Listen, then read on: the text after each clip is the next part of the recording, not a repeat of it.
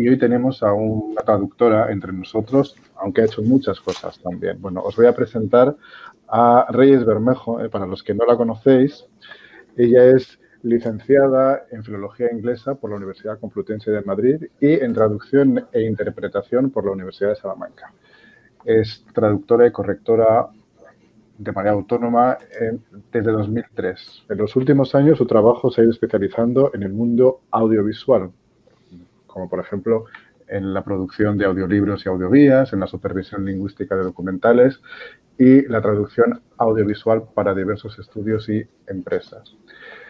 No solamente es traductora, sino que también es profesora de traducción audiovisual en la Universidad Pontificia de Comillas e imparte varios cursos a niños sobre traducción audiovisual en una escuela de aplicaciones profesionales del lenguaje.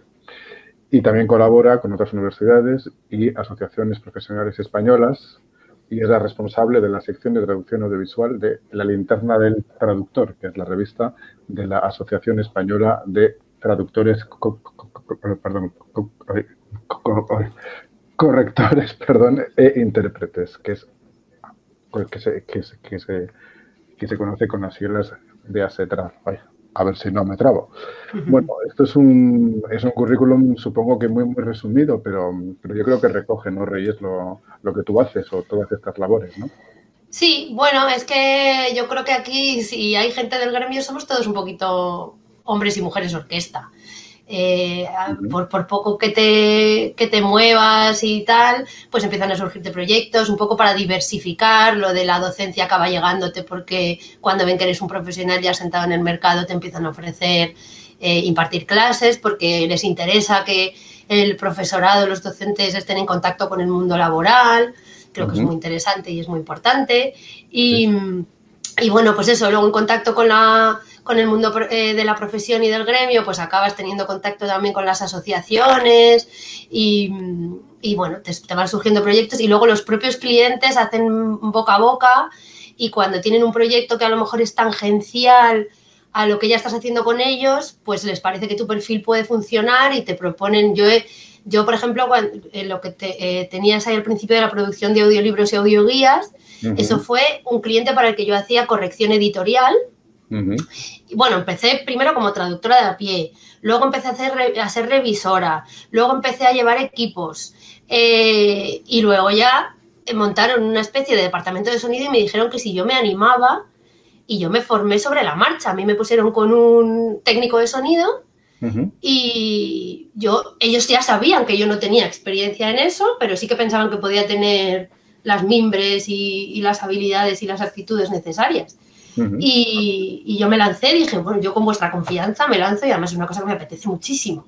Y como ya ahí empecé a saber de estudios de sonido, pues al final otro compañero mío de la promoción de la universidad me empezó a ofrecer que le ayudara con sus traducciones audiovisuales por aquello de que me vinculó con la cosa de grabaciones, ¿no? Y ahí también sobre la marcha con el propio cliente y con este compañero y tal, empecé a aprender, acabé supervisando documentales en un estudio de doblaje y luego, claro, pues eso me ha ido llevando a tener clientes, pues eso, haciendo audioguías. Ahora hago incluso, coordino y gestiono proyectos de cero que tengan que ver con el sonido y con el audio. Pues yo qué sé, he trabajado en un montón de variantes de lo de los audiolibros. Entonces, al final, pues es un poco una cosa lleva a la otra y acabas teniendo un poco las herramientas para hacer muchas cosas distintas, vinculadas entre sí y que al final acaban siendo más o menos lo mismo, ¿no? Que es el lenguaje, la comunicación y el saber trabajar con un determinado tipo de profesionales, ¿sabes? Entender cómo se trabaja en un estudio, cómo trabajan los actores, cómo trabajan los técnicos, qué necesitan, ponerte en la piel del espectador, oyente o lo que quieras, usuario. Entonces, al final, pues acabas haciendo muchísimas cosas, ¿sí? Sí, no, pero está muy bien, porque claro, y está muy bien porque cuando te falla, esto es lo de tener muchos caños de ingresos y muchos tal, cuando te falla una cosa, un sector o un tal, pues siempre hay otro cliente u otra vertiente que puedes seguir. Sí, no, pues la verdad es que sí, me estoy quedando muy asombrado, ¿no? De toda esa amplitud con la que abarcas. Bueno, pues la conversación de hoy, si te parece, va a girar en torno a, una primera parte, vamos a decir, sobre qué es la traducción audiovisual. Y es verdad que al parecer entre los oyentes, asistentes, pues sí que puede ser algo como ya conocido, pero bueno, yo creo que siempre está bien recordarlo y puede haber alguien digamos, ajeno a este mundo y que le venga bien, bueno, saber qué es la traducción audiovisual, ¿no?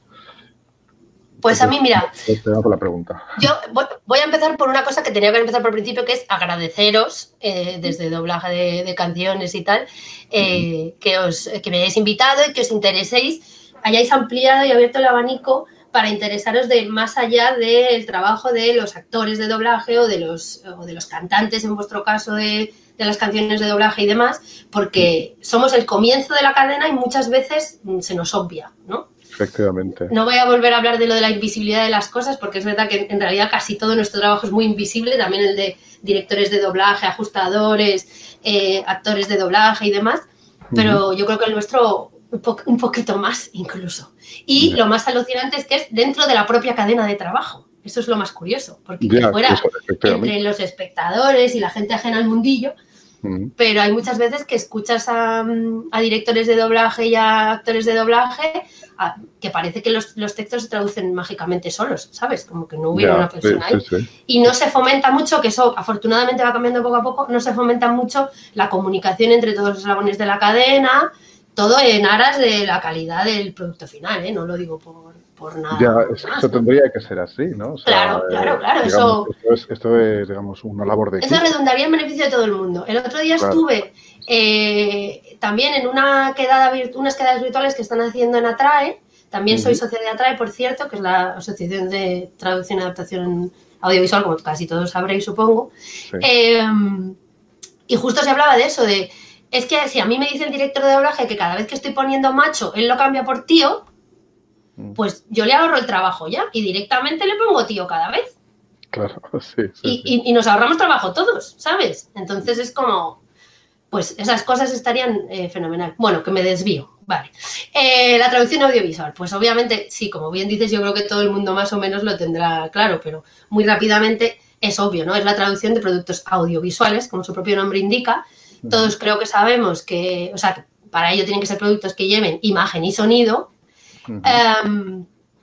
Y luego hay una pequeña excepción, supongo que más o menos todos conocéis las modalidades que hay, que es el cómic, que sonido no lleva, pero se sigue considerando audiovisual por la importancia de la imagen y la interacción de la imagen con el texto y el hecho de que tienes unas limitaciones también, porque una de las cosas que caracterizan la traducción audiovisual es eso de que se la llama subordinada, es decir, que tiene una serie de restricciones, y en el caso de los cómics, pues es el espacio de la viñeta, el dibujo de la viñeta, el espacio del bocadillo y demás, ¿no? Y bueno, sabemos que también están ahí los videojuegos, está todo el campo de la accesibilidad, que además es un mercado en auge súper interesante, y que a veces no es siquiera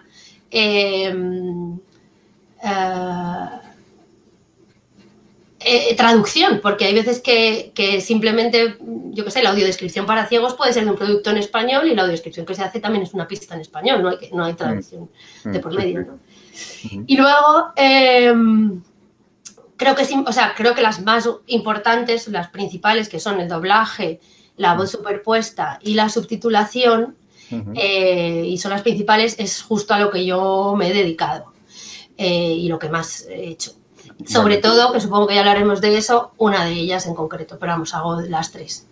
Sí. Y creo que en ese caso lo importante, que yo me he decantado más por la voz superpuesta, y la diferenciación fundamental entre el doblaje y la voz superpuesta es el hecho de que el doblaje se suele utilizar para productos de ficción, o sea, para guiones que un guionista ha creado, y la voz superpuesta se suele usar más cuando son productos sacados de la realidad, ¿no? Cuando el metraje, lo que estás viendo es o un reportaje o un documental, algo grabado y sacado de la realidad, un testimonio o algo documental, como su propio nombre indica, ¿no?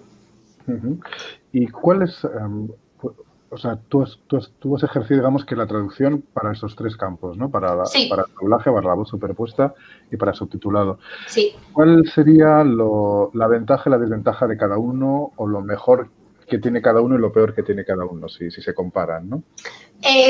¿Con respecto a qué es? ¿Al trabajo nuestro o con respecto al espectador o a la...? Bueno, después a vuestro trabajo y al del espectador también. Digo, si Vale, te parece, ¿no? vale.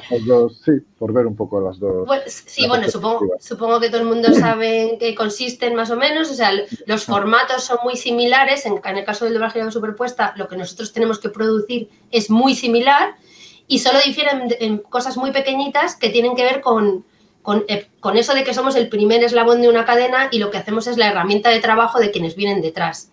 Es decir, el director de doblaje en el caso del doblaje, que en el caso de la voz superpuesta no suele haber un director, como mucho hay una especie de revisor y poco más. Y los actores de doblaje en el caso del doblaje, o los locutores, que ni siquiera se llegan a considerar actores de doblaje, porque no hay interpretación dramática, digamos, en el caso de la voz superpuesta. Entonces, el doblaje tiene... la dificultad del doblaje yo diría que es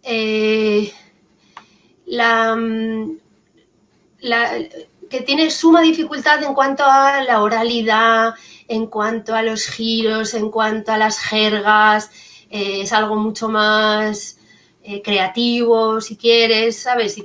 Eso, está sujeto al guión que alguien ha creado un poco para su lucimiento o para reproducir como hablan en determinados lugares o determinados grupos sociales o determinadas épocas o lo que sea. Entonces esa es una dificultad muy grande de la que la voz superpuesta no está exenta, porque eso puede pasarte igual. Pueden estar haciendo un reportaje también en un barrio de Baltimore, rollo de Wire, y encima ahí no hay guión, con lo cual ahí hablan los del barrio como les da Dios a entender. Pero en el caso de la voz superpuesta, sobre todo, porque en su mayoría, aunque haya muchos posibles formatos, pero bueno, en casi todos pasa, suelen ser muy, muy especializados, suelen tener todavía más terminología especializada de cada campo. Entonces, en el caso de los documentales, te toca estudiar muchísimo el tema y convertirte en un experto express del tema en cuestión, porque estás traduciendo a un geólogo, o estás traduciendo a una bióloga, o estás traduciendo a expertos en lo que sea, en ajedrez, o sea, o en tuning, o sea, me da lo mismo, ¿sabes? Que tampoco hace falta que sea una cosa de un campo del saber de rollo ensayo académico, pero de cualquier cosa de esas te tienes que meter como... Y ya digo, o sea, pueden ser documentales, pero también puede ser un reportaje o puede ser un vídeo corporativo en el que te explican cómo producen no sé qué tipo de cerámica y qué procesos industriales se utilizan y qué materiales y qué tipo de minerales son más adecuados para hacer las incrustaciones de no sé qué, ¿sabes? Entonces, yo diría que esas son las dificultades fundamentales de cada uno de ellos y luego ya en la subtitulación entra toda la cuestión técnica, toda la historia de saber los parámetros de configuración, los criterios, las normas, todo esto de manejar pues, las velocidades de lecturas, el máximo de caracteres, cuando ya estás localizando los subtítulos, es decir, cuando ya no solamente los traduces, sino que esto de localizar, que es o pautar, o todo esto que ahora tiene 27 nombres, spotting, queuing y todas estas historias, también tienes que saber cómo cortar, eso es decidir dónde entra y dónde sale cada subtítulo, entonces tienes que saber cómo cortar, ¿no? Digamos, el texto en subtítulos con una serie de criterios. Sí, perdona, eso es una labor, o sea, quiero decir, ¿eso es un trabajo en sí o el traductor de un guión para doblaje puede o suele hacer la subtitulación? Bueno, no tiene por qué ser el mismo. A veces es el mismo por eso y otras veces no. Y hay traductores que te dicen que solo hacen doblaje o que solo hacen subtítulos y hay otros que hacen de todo. Y hay veces que sí que lo que hacen es utilizar la traducción para doblaje y dársela al que va a subtitular y decirle que cree los subtítulos a partir de ella. O sea, todas esas posibilidades existen, sí.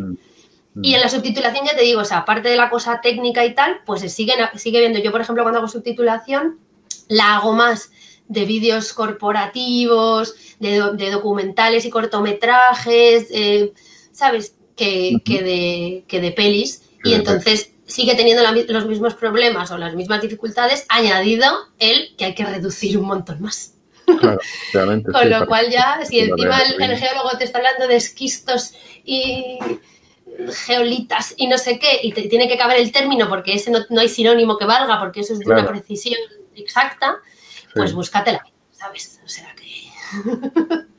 Pero ¿cómo te la buscas?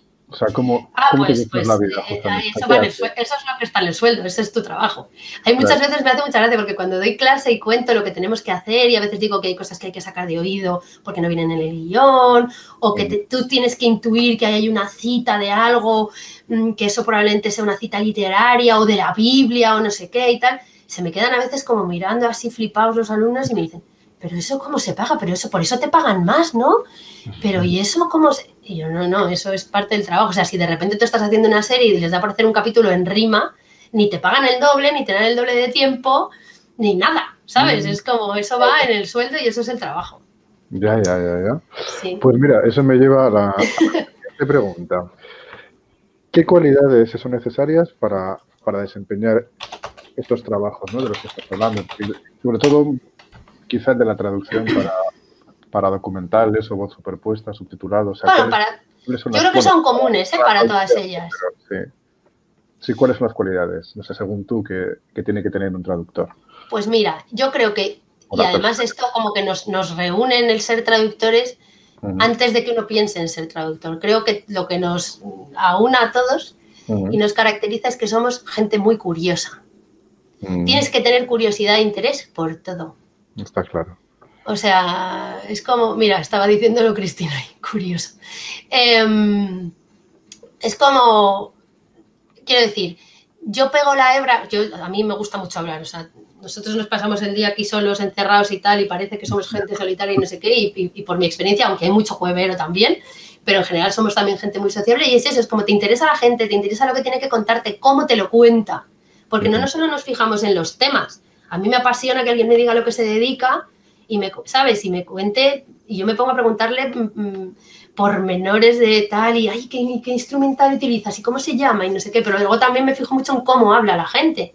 Ujú. Esta cosa de tener la antena todo el rato puesta, interés por... casi todos llevamos o una libreta o algo, o unas notas en el móvil para anotar expresiones que vimos por ahí y nos fijamos en cómo dice la gente las cosas y tal. Por supuesto, interés por la lengua y por el manejo profesional de la lengua y por formarte en eso, ¿no? Y por la lingüística y tal, incluso por las curiosidades y los caprichos de la lengua y todo eso Ujú. y tal, eso es estupendo. Y luego, Qué bonito, sí. hay que tener mucha capacidad para documentarse, como hemos dicho. O sea, para mí esto es como seguir siendo estudiante toda la vida. Es lo más parecido a seguir estudiando para un examen. Pero en vez de estar estudiando para un examen, estudias para resolver el sudoku que es ese texto para ti que tú no tenías ni idea de, yo qué sé, yo por ejemplo, Temas, por una de ejemplo. las traducciones de las que mejor recuerdo, guardo y tal, fue una Ujú. que hice sobre lo que ocurrió en la sala de máquinas del Titanic, que era una Mm, serie de sí, dos sí. documentales, me parece. Estaba como, mira, Cuéntanos, cuéntanos. esa, Ujú, justo. ujú. Estaba dramatizada y tal, pero no dejaba de ser un documental. Y ahí me tuve que estudiar el sistema de propulsión del Titanic, tuve que aprender sobre barcos de vapor, acabé llamando a la escuela de oficiales de la Marina Mercante para hablar con alguien y al final me acabaron poniendo en contacto porque yo no llegué a hablar con él, pero le pasaban la información a un octogenario que era el único que ya sabía de barcos de vapor. Claro. Y entonces tienes que estudiar muchísimo, documentarte un montón Ujú. y tener muchos recursos, conocer muchísimos recursos y muchas herramientas, saber siempre dónde buscar y buscar la fuente más fiable además. Y es Sí, por eso, ejemplo, y llegar a no tener vergüenza y llamar y coger el teléfono y llamar a donde sea. claro, es que eso te iba a decir, porque ahora con Internet pues, parece como que está todo muy a mano y que hay mucha información, pero igual hay demasiada información, hay que Claro. hacer una criba, es muy complicado. ¿Cuál es la información veraz y cuál no es tan veraz? Y luego saber dónde buscar es lo fundamental. Antes, pues bueno, si tienes algunos teléfonos a Exacto. los que llamar pues para pues, contar la asociación o contar persona, claro, que es la que Sí, te va a dar además, una información exacta, ¿no? claro, es que la cosa no es llamar a donde sea, ¿sabes? Al Museo de Ciencias Naturales y decirle, cuéntame todo lo que sepas sobre las... No, no, es que después de que tú has estudiado y te has mirado todo y has ido a tus fuentes más fiables y no sé qué, te sigue quedando la duda de qué diferencia hay entre esto y esto, por qué yo veo que usáis... Hice, por ejemplo, otro sobre los orígenes de la humanidad y Ujú. hablaban todo el rato de los homínidos y de los homininos. Porque resulta que ahora, antes los homínidos, como supongo que todos sabéis, engloban no solo al ser humano, no solo al Homo sapiens, sino también a algunos primates, ¿no? Y como ahora se están descubriendo restos de otras especies del género Homo, los han querido englobar en otra nueva categoría, pero esto es súper reciente. Entonces yo encontraba algunas publicaciones de científicos que habían empezado a crear esta nueva categoría, pero era tan nueva que tampoco había mucha información. Y en algunos ponía homininos y en otros ponía homíninos con tilde. Y yo veía en fuentes igual de fiables ambos términos usados. Y yo estaba, además, me acuerdo perfectamente, con un documento de un artículo científico, era como mi mayor fuente de información, de un tal Antonio Rosas. Entonces yo acabé, para aquello de que no conseguía, además escribí, me acuerdo que por Twitter, a Arzuaga, a varios museos antropológicos y no sé qué, y arqueológicos. Claro, sí, sí. Claro, porque eso es otra cosa buenísima que tenemos ahora, que tú puedes, yo ahora puedo escribir a la gente que sale en el documental que estoy traduciendo. Claro, sí, sí. Directamente, si están vivos, claro. Claro. A veces tardan tanto en contestarte, pero vamos, Sir David Attenborough, que está ahí, tiene Twitter. ¿Sabes? O sea, que en un momento dado le puedes decir, estoy con tu docu de tal, ¿qué dices aquí que no lo entiendo? ¿Sabes? Y entonces, bueno, con el de los homínidos y homininos, llamé al museo de, no me acuerdo, no sé si llamé primero al antropológico y me desviaron, me remitieron ellos y me dijeron, no, mejor habla con el de ciencias naturales. Y cuando llamé allí, me dijeron, te vamos a pasar con el departamento de neandertales, que es el que mejor te va a poder atender, no sé qué tal. Y cuando me cogen el teléfono me dicen, sí, hola, Antonio Rosas, dígame. Y digo, ¿cómo? O sea, llegué a hablar por teléfono con este hombre y le dije, no me lo puedo creer, Antonio. Digo, mira, ahora mismo soy como una groupie. Ahora mismo estoy como si hablara con Brad Pitt, ¿sabes? O sea, no te lo vas a creer. Y me explicó que él estaba abogando porque se dijera homininos para diferenciar la pronunciación de homínidos, porque cuando se dice muy rápido se podría confundir. Claro, y que entonces él y además la gente está encantada siempre de responderte, de ayudarte y de hablar de lo suyo y de que te preocupes porque eso esté bien, porque en el fondo es divulgación de lo suyo y es una maravilla, la verdad. Es que yo creo que se me nota que me entusiasma lo que hago. Sí, no sé, se te nota absolutamente entusiasmada. Oye, ¿y no te ha pasado alguna vez? Porque claro, sí que hay algunos términos que en otro idioma se pueden decir de una manera, pero que recuerdan mucho a una palabra española y resulta que no es lo mismo, que son sí, claro, es que los falsos amigos, ¿no? Hay que tener muchísimo cuidado con esas cosas, porque igual resulta que en inglés el término es tal que dices, pues es que es como en castellano, no sé qué, pero es justo lo contrario, ¿no? Hay que tener muchísimo cuidado. Sí, ¿no? Con eso muchísimo, y además yo siempre digo que, o sea, yo tengo como una especie de máximas que les inculco, intento de inculcar a mis alumnos y tal y cual, y una de ellas es la duda metódica, o sea, duda de todo, y duda sobre todo de lo que crees saber, o de lo que te sale fácil, porque cuando te sale una palabra que no entiendes, o estás con una cosa súper críptica y súper opaca y súper tal, pues tú, claro, buscas todo y te pones como loco y tal, pero como sea una cosa así suelta que tampoco te llama mucho la atención y no sé qué, vamos, se te cuela fijo. Claro, entonces, ahí es donde se mete la pata. Claro, ¿no? tienes que tener muchísimo cuidado. Y luego hay que tener cuidado porque hay cosas que, aunque sean sinónimas y signifiquen lo mismo, puede haber una especie de falsa equivalencia en el registro. Es decir, puede que algo que estén diciendo en inglés sea un registro súper culto y en castellano no lo sea tanto, o viceversa. ¿Sabes? Yo pongo siempre el ejemplo de los nombres de la medicina que tienen formantes griegos o latinos. Para nosotros, que alguien diga, pues ahora mismo, por ejemplo, neumonía o una cardiopatía o no sé qué, lo puede decir casi cualquiera. Y sabe perfectamente lo que significa y lo manejamos con mucho tal. Pero en inglés está siempre con el lung y heart disease y no sé qué, y lung no sé cuál. Que ellos digan pulmonary o digan cardio, ¿sabes? Ya es como un registro mucho más elevado. Es alguien que ya utiliza como palabras muy cultas. Muy cultas, ya. Sí, ¿sabes? Sí, cierto. Entonces, ese tipo de tales, sí, es curioso. Oye, para volver un poquito a los documentales y ya centrarnos un poco en tu propia experiencia y o sea, lo que es tu día a día, vamos a decir, ¿no? Sí. ¿Cómo se traducen los documentales? O sea, decir, pues en cuanto a herramientas, plazos, ¿tú cómo lo haces? ¿Cómo enfocas ese trabajo? Pues, bueno, a ver, ya te digo, no difiere mucho, o sea, se traduce como se traduce cualquier cosa, ¿no? En realidad. En este caso tiene el añadido de que tienes que hacer un formato específico por aquello de que es traducción audiovisual y tienes que poner los códigos de tiempo. Creo que tenéis por ahí una diapositiva que se ve lo de los códigos de tiempo y tal, que les sirven de indicación a los a los locutores y demás. Y luego lo que te decía, tienes que tener muy buenas, muchísimos recursos y fuentes de información y tal. Y como herramientas en realidad para traducir en general, tanto para doblaje como para voz superpuesta y tal, y documentales, solo tienes que tener un buen reproductor de vídeo con el que estés súper bien familiarizado para poder moverlo para adelante, para atrás, lo que te haga falta, y pararlo, y con atajos de teclado muy rápidos y tal. Y en realidad se hace con un editor, o sea, con Word, o sea, el guión, no hace falta hacer mucho más. Sí, es un texto, vamos, básicamente, sí. Claro, sí. ¿Y qué te iba a decir? Y en cuanto a los plazos, ¿os dan plazo suficiente o pues, nunca hay tiempo suficiente porque hay que informarse tanto que no se puede? Aquí pasa una cosa, que es, yo si me dejaran, yo estaría con un documental un mes y sería poco, pero a la vez es que tampoco me resultaría rentable, porque por lo que pagan, o sea, tenemos plazos mejores en general. Yo, de hecho, he acabado dedicándome más a los documentales. Con los documentales es con lo que uno suele empezar cuando empieza a colaborar con un estudio. Suele ser lo primero que te dan, por aquello de que, por cuestión de importancia para ellos, por cuestión de rentabilidad de la emisión y de interés de los espectadores y de audiencias y de todo eso, obviamente los documentales son como el género menor, que de menor tiene lo que yo te diga, pero... Sí. Entonces sueles empezar por ahí y la gente luego suele escalar muy rápido a ir a hacer títulos de pelis y series de estas importantísimas y tal y cual. Yo no tengo grandes títulos en mi haber en ese sentido, ¿no? Pero fue una elección personal, porque precisamente por aquello de que los docus le importan poco a todo el mundo y nunca te van a hacer estrenos simultáneos, ni están los historiadores como locos porque van a estrenar el nuevo documental en la 2 de La Armada Invencible, te dejan más tranquilo con respecto a eso. Entonces solemos tener plazos menos apretados, que no es que no existan, pero solemos tener mucha más holgura en ese sentido. Suelen respetar mucho más nuestro criterio, ¿sabes? No...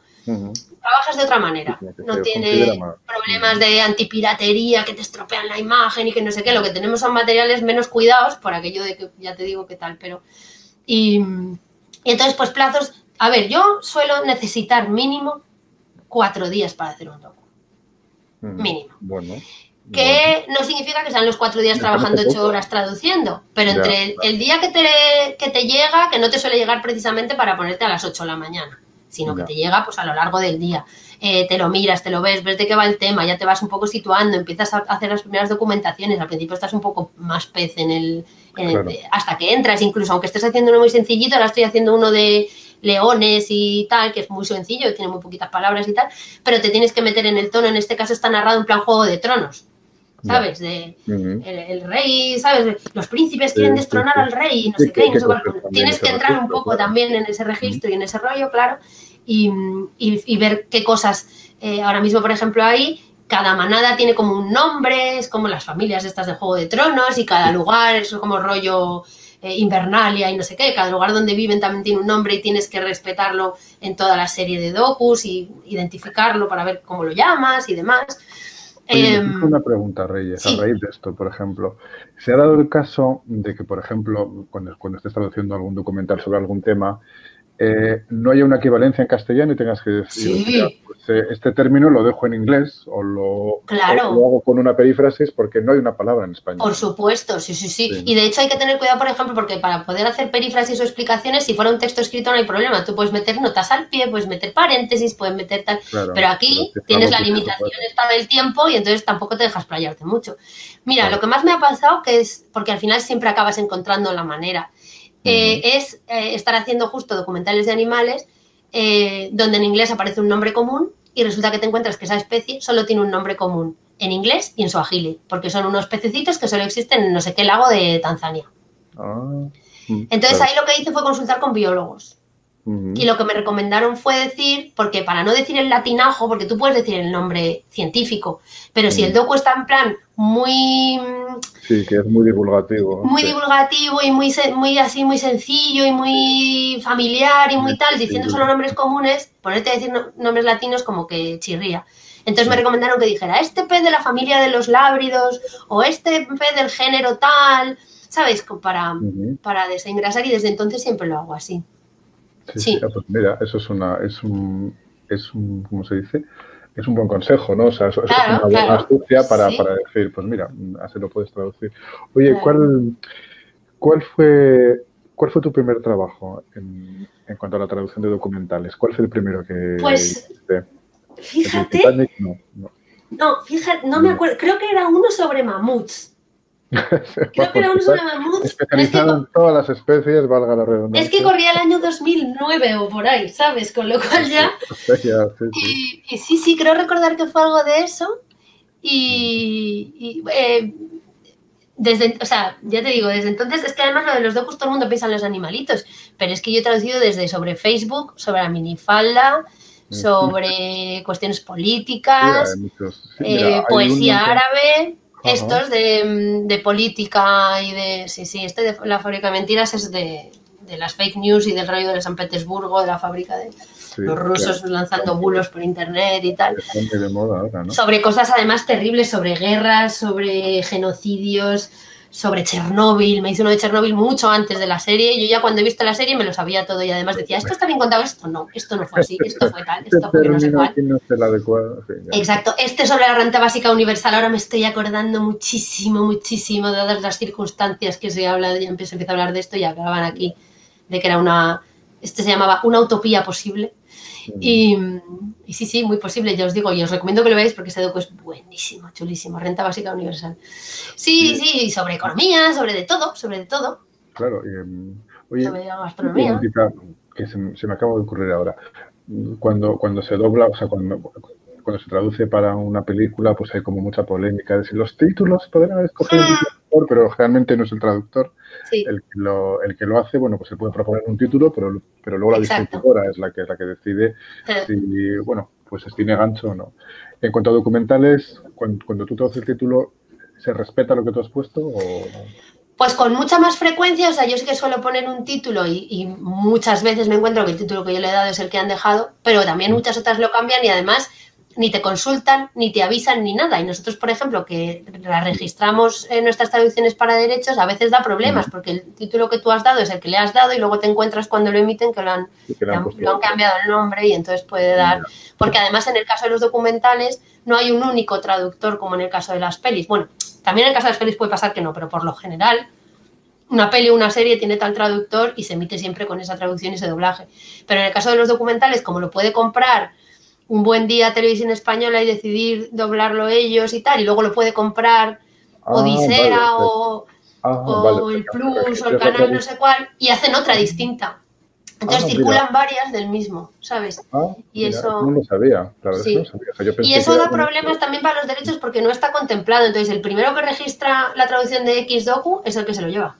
ya, o sea, que vamos, hay que andar muy vivo, ¿no? Hay que Entonces, andar muy vivo, sí. para Sí, sí, poder sí. registrarlo. Jolín. Ajá. Y Oye, es injustísimo, ¿eh? Vamos. claro, hombre, Aquí claro. deberías poder Sí, decir porque al final, mi traducción es la que corresponde a la que se dobló no sé dónde con tales voces. Supongo que con las voces pasará igual, pero eso no lo he hablado yo nunca con la gente que conozco del mundillo. Fíjate, lo tengo pendiente. mm, oye, ¿cuál ha sido, Reyes, la anécdota más, pues no sé cómo decirlo, más surrealista que te ha ocurrido cuando has traducido algún documental? Bueno, a ver, Algo tengo que muchas digas esto, anécdotas. sí. Dime, dime. Sí, no, o sea, pues algo que digas, vamos a ver, esto, esto es una cosa absolutamente absurda, surrealista, que no tiene ni pies ni cabeza, pero me está pasando a mí y lo tengo que resolver. Sí, bueno, es que hay de todo tipo. Por un lado te pasan, pues como te digo, lo de ponerte a tener que consultar y llamar a cualquier sitio, te quiero decir. O sea, yo creo que un buen traductor que se precia y tal, es capaz de bajarse a la carnicería, preguntarle por los cortes de la carne al carnicero o al taller de la esquina, a decir, oye, por favor, enséñame un cigüeñal para que yo me aclare con esto o lo que sea, o llamar por teléfono a cualquier lado. Llamé una vez a la embajada de Siria Ujú.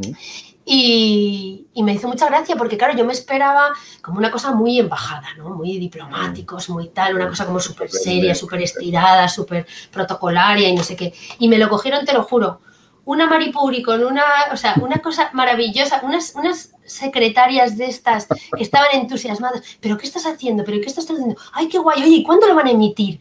Oye, pues espérate, Rosa, espera, oye, mira, es que esta chica me pregunta por un topónimo de un pueblo, pero no sabemos si tal y si cual. Ah, pues espérate, le voy a preguntar a María José. Espérate, no sé qué. Súper majas, súper graciosas, me hizo una gracia eso que no veas.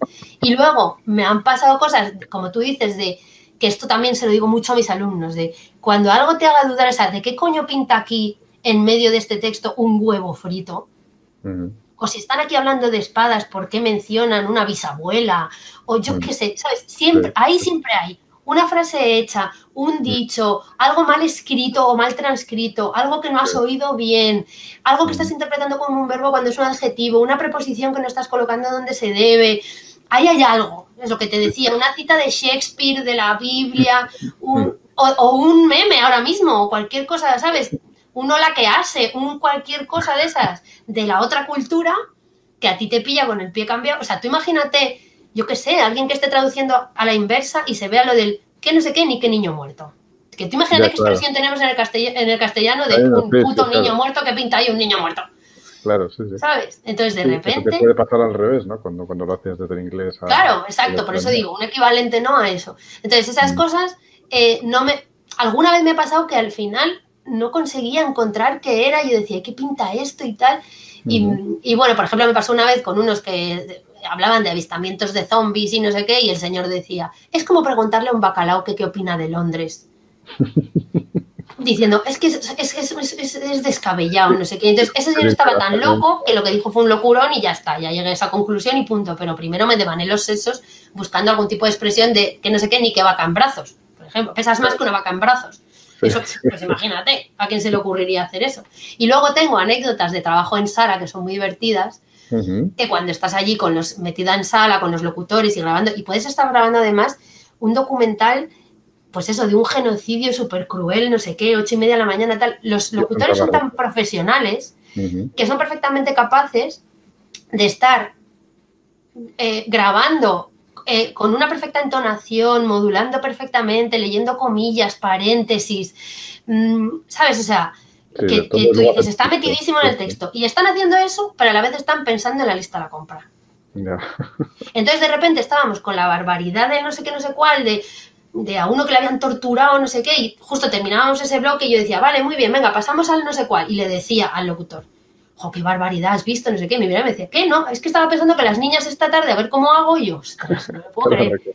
Y luego pasaba eso y pasaba que haciendo una cosa súper cruenta también y súper desagradable, de repente decían, porque así somos los españoles, cualquier cosa con un doble sentido, medio sexual, medio no sé qué, no sé cuál, y nos descojonábamos igual. O sea, era como de, uy, qué grande la tienes, y ya era, ¡buah, jajaja! Aunque fuese el machete con el que iban a, ¿sabes? Pero eso daba mucho juego.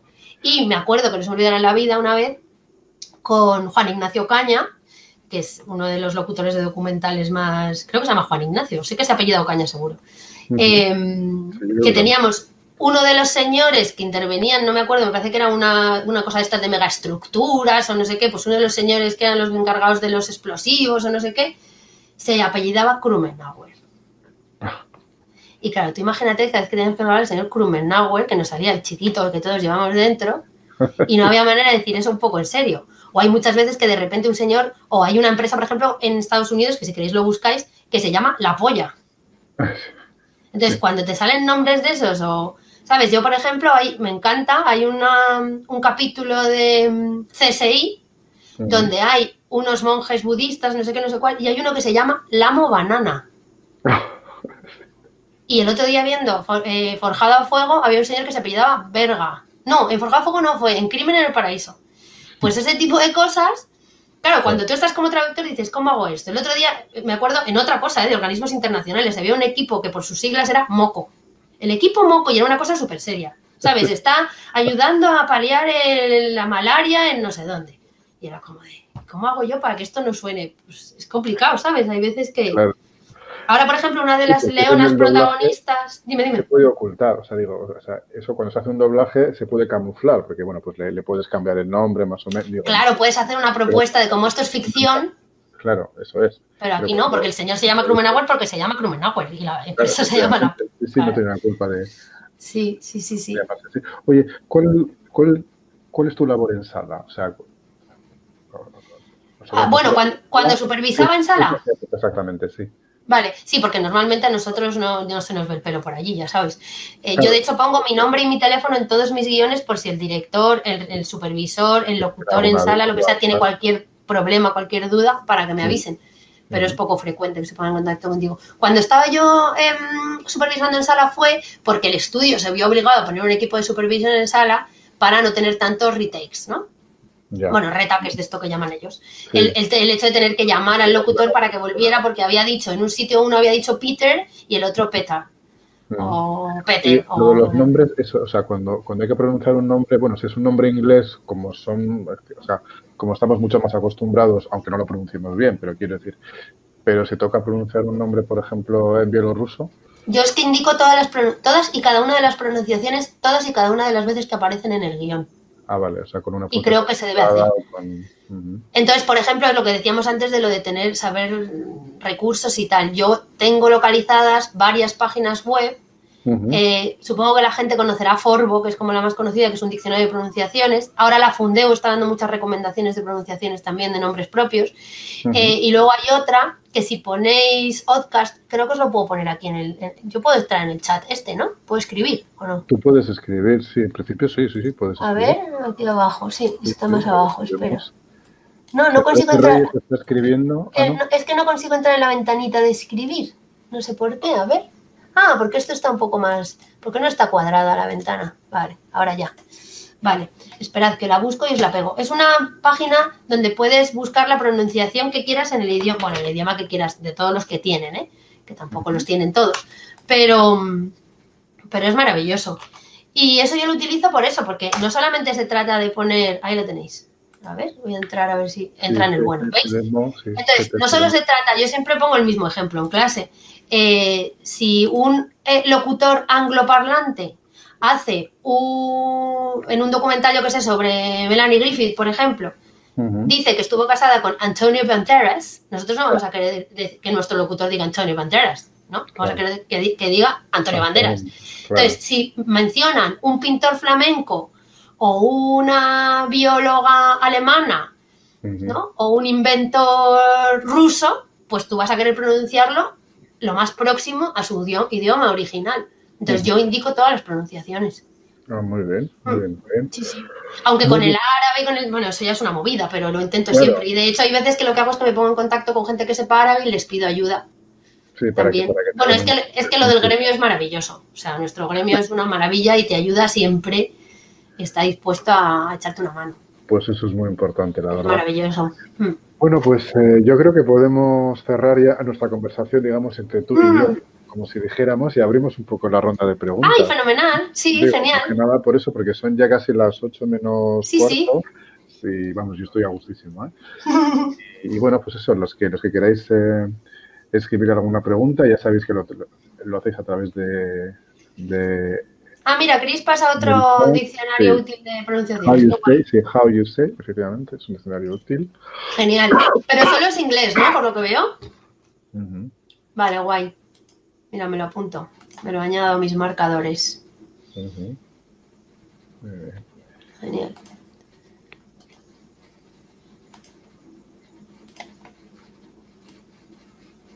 Vale, pues veo que hay algunos asistentes que están escribiendo ya. Sí, darles tiempo. Sí, no, por eso, vamos, mientras tanto. Oye, bueno, pues mira, mientras están escribiendo, ya he respondido un poquito a la pregunta al principio, pero bueno, ¿cuáles son las habilidades que hay que desarrollar para ser un buen traductor y qué consejos, sobre todo, le darías a un traductor que está empezando? Vale. ¿Cuáles son quizá la segunda, porque yo creo que la primera ha quedado ya. Sí. Bueno, básicamente, pues eso, que se forme bien, que se asocie, que esté en contacto con el gremio y con la profesión, que es donde más se aprende, es un máster permanente. Si puede, o sea, aparte de asociarse a las asociaciones, estar en las listas de distribución y demás, si puede ir a congresos, tener contacto, ir a saraos, a cenas, a comidas que se organicen y tal, y estar en contacto con otros profesionales del sector, eso ayuda muchísimo y se aprende mogollón. Y eso, y que sea muy riguroso, o sea, que la profesionalidad, aparte de lo evidente, ¿no? Que es hacer bien el trabajo, por supuesto respetar plazos, entregas, instrucciones del cliente y todo eso, como ese prurito, esa cosa de orgullo propio, ¿no? De hacer todo lo que esté en tu mano, de ser riguroso, de, pues eso, de documentarnos súper bien, de no dejar una piedra sin levantar. Y ser muy conscientes de que lo que nosotros, nuestro servicio, nuestro producto es nuestro servicio, lo que nosotros vendemos es ese texto en castellano. Y todas y cada una de las cosas que hay ahí escritas, cuando nosotros lo entregamos, tenemos que saber por qué y tienen que ser fruto de una decisión consciente.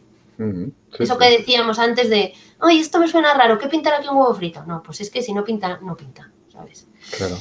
A ver, ya tenemos ahí algunas preguntas. Si yo también hago el pautado de los documentales. Pautado hago en cuanto a la localización de subtítulos. En los documentales solo hago la traducción. No sé si te referirás al guión que a mí me llega de producción, supongo, que es una transcripción y que a veces lleva códigos de tiempo y demás. Sabina, aclárame.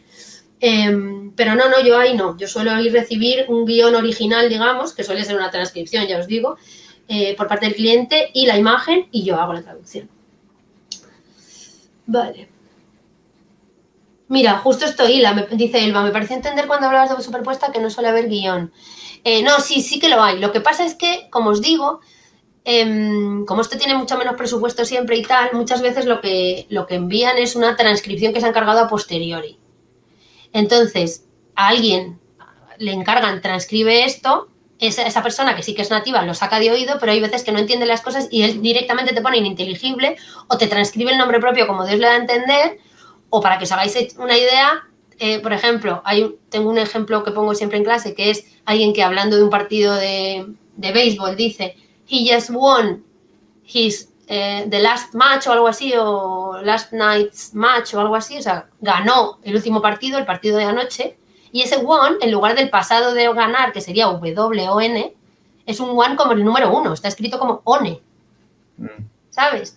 Entonces tienes que tener mucho cuidado y hay veces que hay frases que faltan o que están mal transcritas o lo que sea y te tienes como que decir, hay veces que tienes que sacar cosas de oído, o por ejemplo, si hay de repente una conversación que quien lo ha transcrito o el cliente final, digamos, no ha creído importante para la trama, a lo mejor de repente hay unos trabajadores hablando entre ellos en el café, pero tu cliente sí que te pide, oye, esa conversación sí la quiero traducida porque sí la quiero tapar, y entonces te toca sacarlo de oído, pero son trocitos muy, muy concretos.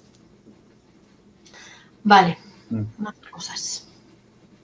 Hay otra pregunta también, ¿no? O sea, en doblaje, es que lo pregunta Alicia Borrás. Sí. ¿No? Que dice, en doblaje, ¿cómo consigues que las intervenciones de los interlocutores quepan en boca y no pasarte de caracteres? Bueno, eso es el ajuste, que es algo que nosotros no tenemos. Bueno, ya sabéis que eso depende del cliente. El cliente te puede pedir que el traductor sepa ajustar y le puede pedir la traducción, tanto la traducción como el ajuste. Pero, primera cuestión muy importante, son dos trabajos independientes que se cobran por separado. Y de hecho el ajuste se cobra por convenio. Con lo cual, que no se intenten colar un 2x1, mucho cuidado. ¿Vale? Entonces, si el cliente te pide hacer el ajuste, sí, pero si no, lo normal es que el traductor haga la traducción y luego eso pase al director de doblaje, que sea el que haga el ajuste. Con lo cual, yo en principio no me tengo que preocupar porque no se pase de caracteres. Obviamente tenemos que tener en cuenta el ajuste. Y lo que no tiene sentido es si tu personaje dice hi, que tú te pongas a decir hola, buenas tardes, porque es obvio que no va a caber. Y tampoco tiene sentido que si tienes una boca enorme ahí con un grito que termina con la boca abierta, tú le pongas una palabra que tiene que terminar con la boca cerrada o viceversa. Eso es bastante evidente. Pero más allá de eso yo no me preocupo mucho. En general lo que suelo hacer, tanto en doblaje como en voz superpuesta, es hacer mi última revisión leyendo en voz alta el guión que yo he traducido, o sea, mi traducción. Y ahí rápidamente, además no solo te das cuenta de si está largo o corto, sino que te das cuenta, yo qué sé, de errores de puntuación, de repeticiones, de rimas internas que no quieres, o sea, eso ayuda mucho, a mí me parece que... Y te ayuda mucho porque, por ejemplo, para el doblaje, me parece muy importante, aquí uso un anglicismo que espero que me perdonéis, ¿no? El acting, o sea, el ponerte a interpretar. Que si el actor dice, pero bueno, ¿cómo va a ser? Venga, hombre, tal. Tú levantas las manos y haces como el mismo gesto, ¿no? O una madre de, haz el favor, mira que te he dicho a veces que no sé qué, ¿no? Si te pones un poco en el papel, te metes en el papel, te sale la traducción más natural y te das cuenta de si la tuya cabe bien o no. Cierto. Sí, porque a veces da un poco la sensación de que hay ciertas traducciones, claro, ahí yo no sé si dependerá del ajuste que se haga o si es la traducción en sí, que no suenan demasiado naturales, sino que parece eso, que es una traducción literal de cómo lo diría el personaje, digamos, original, pero que no es como se dice en castellano, ¿no? Pero tal cual. Y de hecho, hace poco me pidieron una charla que para mí fue, o sea, me temblaban las piernas porque yo charlas de lo mío y a nuestro público y tal ya tengo más costumbre de hacer. Pero aquí me pidieron que hiciera, Dama, la Sociedad de Gestión de Derechos, me pidió que hiciera una charla sobre oralidad y traducción de diálogos para guionistas y directores que escriben directamente en castellano. Y les dije que sí, porque es que yo ya estoy observando, aunque ya os digo que me temblaban las rodillas, que ya se escribe directamente como una mala traducción del inglés. O sea, ya te pasa que en una serie española ves a alguien diciendo, ¿cómo demonios? Y tú, pero vamos a ver, ¿sabes? O los malditas seas, o los de veras, o cosas así, o calcos de esos de al final del día, o bienvenido a mi mundo, o mierdas de esas, ¿sabes? Que dices, pero a ver, por favor, que al final la gente acabará hablando así y acabará permeando y vale, pero... Y fue apasionante, la verdad, montar aquella charla y encontré muchos más ejemplos de los que me esperaba y muy ilustrativos, ¿eh? O sea que... Estoy mirando aquí por si hay algunas preguntas. Sí, ahí dice Alicia, ¿en voz superpuesta también divides en takes y marcas los símbolos? No, a ver, para empezar, el traductor no divide en takes, ¿eh? Eso también incluso en doblaje te lo dan hecho. Y los símbolos depende del cliente también en doblaje, pero en voz superpuesta no, porque en voz superpuesta, por eso os decía, los formatos son distintos, porque en doblaje supongo que sabéis que lo que hacen es que lo cortan en takes y tal, y los actores cuando están en sala se dedican a ensayar cada take hasta que lo tienen. Por eso tienen indicados además todos los gestos y los símbolos, el on y el off y demás, que algunas cosas las indica el traductor, otras las añade después el director de doblaje y de ajuste. Pero ellos lo ensayan varias veces y tú le pones solo risa y ellos ya ven si es una risita así nerviosa entre dientes o si es una risotada, una carcajada o si es una risa en plan malo de jajaja o lo que sea y ya lo ensayan haciendo eso y el director les da todas las pautas y tal. Y cuando ya están preparados, después de haberlo ensayado varias veces, dicen que graban, se lo ponen en silencio como sabéis y graban sobre el silencio haciendo el ajuste. En el caso del doblaje no, o sea, en el caso de la superpuesta no, simplemente un locutor al que le ponen encima del atril la traducción, el guión traducido y le dicen tú eres el narrador y ponte a leer. Bueno, en el caso de que haya intervenciones le dicen vete al 5.27, vete al 7.43 y les dan una lista, digamos, con los tiempos de donde hablan, por eso hay que poner los tiempos. Y ellos van leyendo en voz alta, mirando como referencia a la pantalla con ese código de tiempo, que por eso se lo tenemos que indicar nosotros en el guión traducido, y van leyendo en voz alta sobre la marcha. Y yo cuando supervisaba docus, la grabación de docus, he visto documentales de 60 minutos que hemos grabado en tiempo real, prácticamente. Porque el locutor es un profesional de leer en voz alta, y si el texto está bien escrito y no le hace pararse y no le hace errar, y tiene ahí sus pronunciaciones, está bien puntuado y está más o menos bien medido y tal, se lo hacen tal cual. Entonces no hace falta hacer eso. Y los símbolos, supongo que te refieres, eso, no hay que poner gestos sonoros, porque como ya hemos dicho, un documental, por ejemplo, no es cuando se pone la voz superpuesta encima, no es una cosa interpretada por un actor o una actriz. Imaginad, por ejemplo, que el documental es sobre una guerra horrible y sale la gente a la que, yo qué sé, les acaban de tirar una bomba en su pueblo, han matado a media familia, le han destrozado la casa y están allí tirados entre los escombros y los cascotes. Pues a esa señora que están entrevistando, que está llorando, la actriz que le pone la voz, o sea, que dobla, no, es que realmente no es una actriz que la dobla, es como si fuera un intérprete de los de cabina, una ¿no? traducción simultánea casi. Claro, ¿no? Una interpretación simultánea falseada. Yo le he dado al locutor el texto que tiene que decir y el locutor lo ha leído, pero en realidad esta señora está diciendo esto en árabe y como no la entiendes te voy a decir por encima lo que dice, pero no se pone a llorar ni lo lee normal, ¿sabes? Dice, Dios mío, ¿qué nos han hecho? ¡Qué horror! He perdido a toda mi familia y mi casa, ¿qué voy a hacer ahora? Pero no se pone a llorar porque quedaría hasta irreverente. Sería como insultante si hicieran algo así, ¿sabes? Sí, entonces sí. No hay que marcar ni on, ni off, ni gestos, ni nada de eso, porque se lee de una manera mucho más neutra, informativa y lineal, ¿sabes? Sí, es como si fuese, digamos, un subtítulo hablado. Exacto, sí, es algo así, sí. Bueno, te pongo ese ejemplo y luego pongo muchas veces los discursos de Hitler o a Marilyn haciendo su risita tonta. Tú imagínate que la actriz te pone a hacer ¿sabes? La locutora, pues es que no pegaría nada. Escuchas la risa de Marilyn Y solo cuando dice, me encantó conocer a Tony Curtis porque no sé qué, pues eso lo dicen encima, pero ya está, en un tono muy neutro, ¿sabes? Sí, pero aquí se pone de manifiesto una vez más que vuestra labor es, o sea, muy importante eso, dar un texto que esté bien traducido, que esté bien medido, que esté, o sea, que no suponga ninguna dificultad a la persona. Claro, que sí, sí. Lógicamente. Yo siempre les digo a los alumnos que nuestro texto, que tengan en cuenta que nuestro texto no se va a publicar en ningún sitio. No es un texto final, no es el producto final. Es una herramienta para que trabajen los siguientes, ¿sabes? Y en realidad nuestro texto lo van a imprimir, lo van a poner encima de un atril, lo van a llenar de borrones y comentarios y no sé qué, y luego lo van a tirar a la papelera. Y nuestro texto va a quedar grabado en sus voces. Ajá. Ya, no, sí. Dicho así, efectivamente, claro. Sí. Ese texto claro. es un vehículo para poder decir lo que hay que decir, ¿no? Muy bien. Bueno, veo que Daniel Sender está escribiendo una pregunta referente a la anterior. Dice Cristina, yo traduje para voz superpuesta y sí que teníamos que poner algunos como on y off. Bueno, pues me voy a aventurar a decirte, Cris, que probablemente fuese reality. Porque el reality al final es un género híbrido, no nos ha dado tiempo a hablar de eso, si queréis otro día. Perfectamente. Es una cosa, es un poco diferente. O sea, en realidad ya nadie se cree que un reality no tiene guión. Y, o sea, es que si fuera narrado en plan neutro y no sé qué, no lo vería nadie, ¿sabes? Entonces, en realidad es una especie de forma de ficción que te quieren contar que es no ficción, pero es mentira. Entonces, ahí como si imagínate a los de Jersey Shore, sí. sin que les locuten los gestos, ahí también te pedirían gestos, seguro. Entonces, se supone que no lleva sincronía, pero al final me la medio lleva. Entonces, es una cosa un poco rara. Mira, dice Cris que sí, que ha acertado, menos mal. Punto. Mini punto. Claro, es que te extraño, claro. O sea, que no te aburres, Reyes. Quiero decir, estás de más entretenida. No. Y me imagino que tendrás contactos en casi todos los especialistas, ¿no? O sea, bueno, yo tengo amigos hasta en el infierno. Y yo me quedo con tu cara y me sé lo que haces. O sea, yo siempre lo digo, que yo mantengo el contacto, o sea, el dato de contacto de todos los ex de todas mis amigas y de todas las ex de todos mis amigos. Que saben que les puedo llamar en cualquier momento porque necesito un físico nuclear o una neurocirujana. Bueno, pues estamos llegando al final. Yo creo que si no hay ninguna pregunta más, pues casi despedirnos.